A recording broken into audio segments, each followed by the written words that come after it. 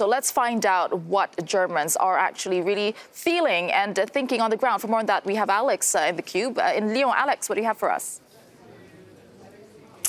Well, Tess, I mean, have a look at this. From Jacques Chirac to Emmanuel Macron, from President Obama to President Donald Trump. Other leaders have risen and fallen. The world has changed.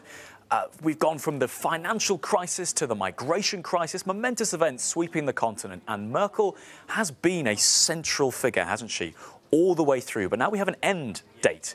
And for many people, you know, she was called Mutti, mother in Germany. Other people called her the Queen of Europe. So now the questions actually are going beyond just what Germans are saying to what Europeans are saying. What does this mean for the whole of Europe? Well, let me just start off by focusing in on Germany. Matthew Goodwin pointing out that over the last 4 years, the AfD have risen. Now the Greens are on the rise. So we've gone from this near certainty of a Merkel-led country to what next, he asks here. Where next for German politics?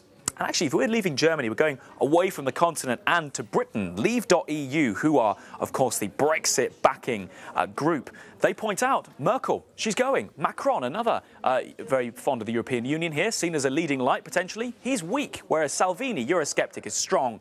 Orban is defiant. They are saying Merkel's exit is part of the collapse of the European project.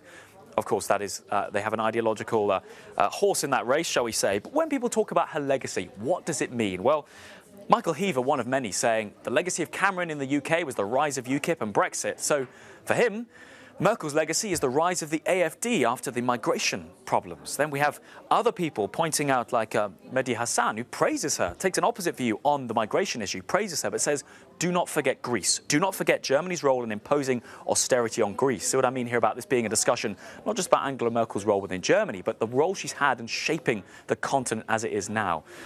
And one interesting person, Alberto here, is the Europe editor for BuzzFeed News, saying perhaps her most important legacy, if we are going to talk about Germany, is making the CDU, moving it to the centre of politics, and saying her decision today is in it trying to protect that legacy. But he's saying here how fragile it is. So again, a lot of people on social asking, will Merkel last as long as the end date she's given herself? And unfortunately, that's a question I can't quite answer this afternoon, Tessa.